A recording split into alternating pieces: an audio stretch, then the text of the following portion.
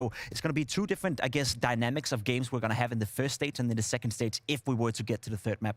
I am kind of interested in Vitality, though, that they keep on picking Inferno this much. You know, it must feel for them that that's the comfort pick, right? Because you're going up against G2, who historically speaking have been one of the best teams on Inferno for a very long time. So you must really believe in your own map pool and your own structure on Inferno if that's your pick against G2. Yeah, that was kind of my question coming into this. I expected to see Inferno, but kind of which side of the equation would bring it into the mix as well. But for Vitality, I feel like they've brought a little bit of an Astralis tradition, particularly because we've been seeing them playing a lot of Infernos. Yeah, we talked about it, right? The whole, Thonic coming in and the Astralis players coming into Vitality, and we found an example in terms of the utility damage that they've done so far in the tournament. They're actually ranked #1 in both these categories in terms of flash assist and in terms of dealing the most damage with the grenades. Whereas for G2, you see on the right-hand side, they're actually the lowest rated team out of all of the teams so far who's played in the tournament. They deal the lowest amount of damage with the grenades. It is interesting when you look towards Vitality because they brought in Dupree, they brought in Magix, they brought in Sonic, and we know Astralis to be the team who invented this whole flash assist,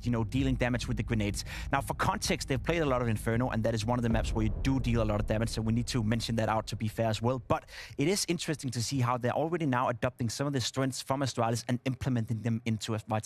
Yeah, and I think this breeds just a really high-level game of CS when you combine all of these statistics that we've been pre-facing as well. I can't wait to get into it. Yeah, that's going to be an extremely high-level game. I have zero doubt at all. And in my mind, I'm already playing the Apex T-side against G2's defense kind of scenario. And that one's going to be tough to break. We've seen sometimes Vitality just go dry a little bit on the T-side, not really finding the solution. We know G2 can be really rock hard, but can they do that with m0NESY as well? Well, a lot of questions going into this series. We are still waiting for Hunter to connect to the server, but we're going to throw it to a quick break with Inferno coming up afterwards. A game we've been hyping up all season long. It's New Look G2 taking on New Look Vitality coming up on Inferno after this.